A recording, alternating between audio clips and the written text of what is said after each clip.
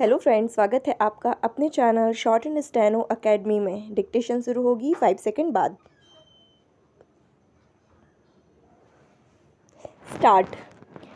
हम में से अधिकांश को शायद यह जानकारी नहीं है कि 21 फरवरी को दुनिया भर में अंतर्राष्ट्रीय मातृभाषा दिवस मनाया जाता है। काफ़ी समय से यूनेस्को भाषाओं को बचाने के प्रति जागरूकता फैलाने का काम कर रहा है।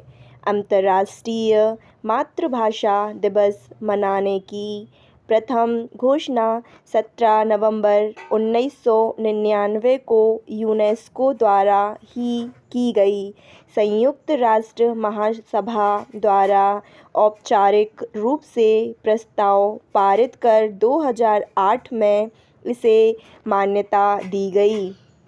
2008 को संयुक्त राष्ट्र ने अंतर्राष्ट्रीय भाषा वर्ष के रूप में मनाया। अंतर्राष्ट्रीय मातृभाषा दिवस मनाने का उद्देश्य निर्धारित किया गया।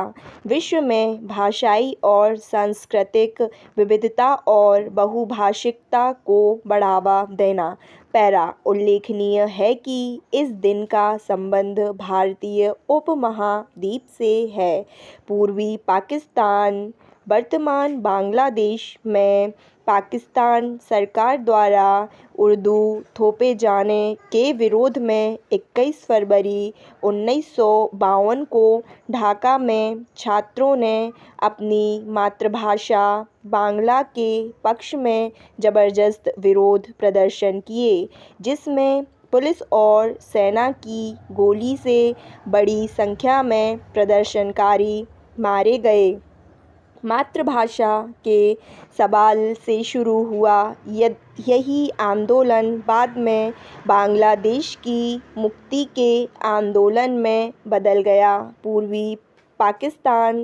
पूर्वी बांग्ला के भाषा आंदोलन का एक और महत्वपूर्ण पक्ष है। बहुसंख्यक मुस्लिम आबादी ने उर्दू का विरोध करते हुए बांग्ला के पक्ष में आंदोलन कर यह साबित कर दिया कि भाषा का धर्म से अनिवार्य रिश्ता नहीं होता।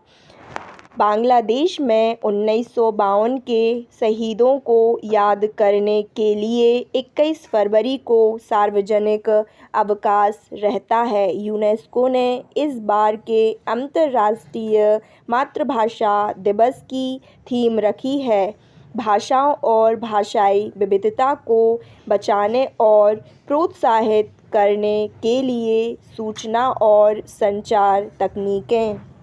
हमारी मातृभाषाओं पर सबसे ज़्यादा हमला बाजार और तकनीक के द्वारा ही हो रहा है। अंग्रेजी और दूसरी बड़ी भाषाएं एकमात्र विकल्प के रूप में पेश की जा रही हैं। पैरा।